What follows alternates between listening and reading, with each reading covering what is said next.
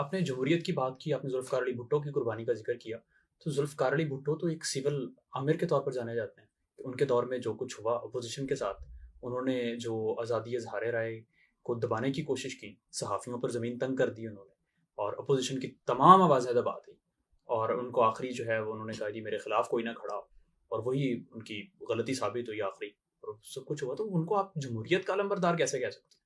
देखिए, ज़ुल्फ़िकार अली भुट्टो साहब के हवाले से बहुत सी कॉन्स्पिरेसीज़ भी हैं और हो सकता है कि इनमें बहुत से हक़ाइक़ भी हैं जो कि मेरी नॉलेज में ना हो, क्योंकि मैं ठीक। बहुत बाद की पैदावार हूँ।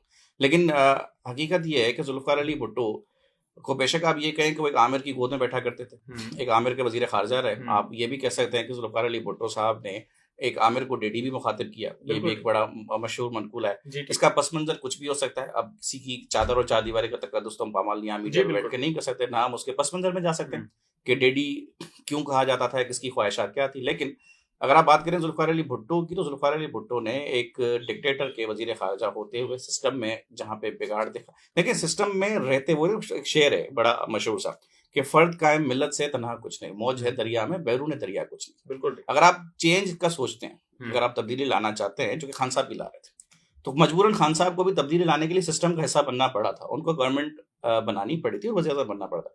ज़ुल्फ़िकार अली भुट्टो भी अपनी सोच में एक इनफ़रादियत रखते थे। ठीक। उनकी कायदाना सलाहियतों पे कोई भी दुनिया में ऐसा कोई शख्स नहीं है जो कि कोई एतराज़ उठाए। हुँ, तो वो उनकी सोच के मुताबिक उनको जो उस वक़्त सिस्टम मिला, जो माहौल मिला, वो एक आमिर का था। अब उसको आप बहालत मजबूरी कहें या बहालत हिकमत कहें या बहालत पॉलिसी कहें, कि उन्होंने आमिर के सिस्टम में ही अपने आप को बतौर वज़ीर ख़ारिजा बनवा के अपना लोहा तो साबित किया। एक अवामी शख्सियत के नाम पे अपने आप को उजागर तो किया। हुँ, अगर आप इसी की मिसाल को अब तक ले लें कि ज़ुल्फ़िकार अली भुट्टो उस वक़्त कोई लेफ्टिस्ट या सेपरेटिस्ट बन जाते हैं, ठीक है? हुकूमत वक़्त के साथ बैठते नहीं, डिक्टेटर के अगेंस्ट चले जाते। तो ज़ुल्फ़िकार अली भुट्टो अपनी फांसी से शायद बहुत पहले कहीं शहीद कर दिए जाते। कैसे? अगर कि वो क्योंकि वहाँ पर तो सेपरेटिस्ट और जो है आमिर के खिलाफ खड़े शेख मुजीबुर रहमान भी थे। नहीं, देखिए, शेख मुजीबुर रहमान और भुट्टो 2 अलग चीज़ें हैं, ठीक? शेख मुजीबुर रहमान साहब के साथ एक बहुत बड़ा हिस्सा था आपके वेस्ट पाकिस्तान का, बंगाल का। ठीक। एक बहुत बड़ी आवाम थी जो कि पाकिस्तान का सबसे बड़ा हिस्सा ही था। ज़ुल्फ़िकार अली भुट्टो सिस्टम पे यकीन रखते थे। हुँ, उन्होंने सिस्टम में रहते हुए बदलाव लाने की कोशिश की, और सिस्टम पे सियासत की। सिस्टम पे यकीन रखते हुए जी। उन्होंने कहा कि उधर तुम इधर हम। नहीं, अब देखिए, ये इधर तुम इधर हम, हमारे इसके पीछे तो बहुत सारे मुबस्सिरीन ऐसे भी हैं, तज्ज़िया निगार ऐसे भी जो कि इसकी तशरीह कर चुके हैं। हुँ, ये नारा ही गलत है। इसका पस मंज़र जो है ना वो बिल्कुल भी मुख्तलिफ है। इस तरह से नहीं है। इधर तुम इधर हमारे नारे में कोई हक़ाइक़ नहीं है। कैसे? इसकी मीडिया नैरेशन डिफरेंट है। बहुत से अब तो जो उस ज़माने के सीनियर सियासतदान हैं, उन्होंने भी कहा कि ये जो नारा था उसका तनाज़ुर कुछ और था।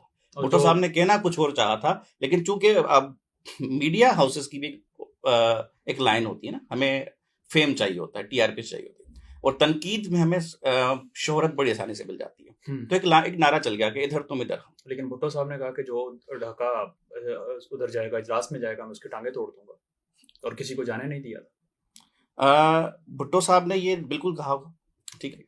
लेकिन इसके पीछे मुहर्रिकात आप ये देखें ना कि बंगाल जो है वो आपके मुल्क को अलग करने पे तुड़ा हुआ था। शेख मुजीबुर रहमान साहब वज़िर थे। मैंडेट देना नहीं चाहिए था शेख मुजीब को। मैंडेट अगर फेयर था तो देना चाहिए था। मैंडेट की हक़ाइक़ भी किसके पास तस्दीक मौजूद है इस वक़्त? नहीं, जिसका मैंडेट है शेख मुजीब जीत गए थे। तो अ, अवामी मुस्लिम लीग जो है वो उन्होंने मेजॉरिटी हासिल कर ली। तो ज़ुल्फ़िकार अली भुट्टो साहब को पीछे हो जाना चाहिए था। तो देखिए, जमहूरियत के शेख नंबर मुजीबुर रहमान के नुकात आपको याद होंगे ना? जी।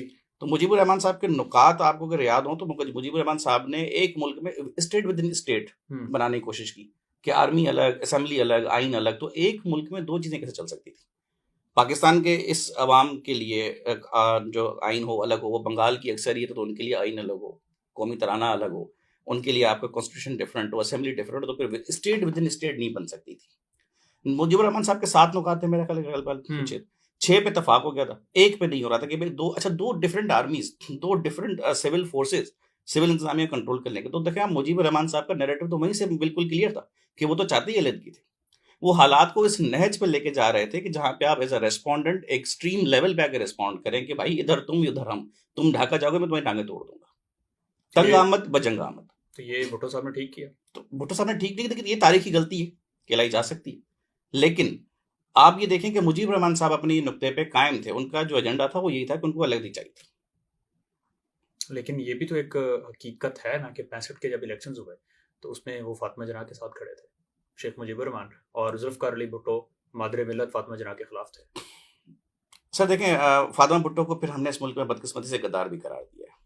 तो ये आपके जुल्फ़िकार अली भुट्टो साहब की मेहरबानी से हुआ। उनकी मेहरबानी से हुआ या उनके पीछे जो उस वक्त जो दौर इख्तियार में मौजूद थे जनरल साहब, इसको हम उनकी इस तरह इस तरह से हुआ। इसको इस तरह से कह सकते हैं कि जुल्फ़िकार अली भुट्टो जो हैं वो एक आमिर देखिए की वो उस वक्त को तर्जुमान थे, अगर कि वो वजारत खारजा में थे और जनरल अयूब उस वक्त पाकिस्तान के हुक्मरान थे, तो पीछे जो सदर पाकिस्तान थे जिनके पास पूरी ताकत और पूरे इख्तियारात और पूरे क्या कहते हैं ज़राए मालूमात के भी और ताकत के भी थे, और जिनको एक ताकतवर हल्का सपोर्ट कर रहा था। तो मेरा नहीं ख्याल कि ये गलती आप इसको जुल्फ़िकार अली साहब से मंसूब कर सकते हैं। जुल्फ़िकार अली भुट्टो साहब ऐसी गलती नहीं कर सकते कि वो कायद-ए-आज़म की बहन को गद्दार डिक्लेयर कराते हैं। ये तो गद्दारी के सर्टिफिकेट बाँटने वाली फैक्ट्री तो आपने कहीं और लगा रखी है। ये लेकिन वही भुट्टो साहब फैक्ट्री उन्हीं के है। तर्जुमान थे ना। भुट्टो साहब बेसिकली देखिए, तर भुट्टो साहब बिलाशुबा उस गवर्नमेंट में वज़ीर ख़ारजा थे, बट बतौर वज़ीर ख़ारजा उनका काम गद्दारी के सर्टिफिकेट बाँटना नहीं।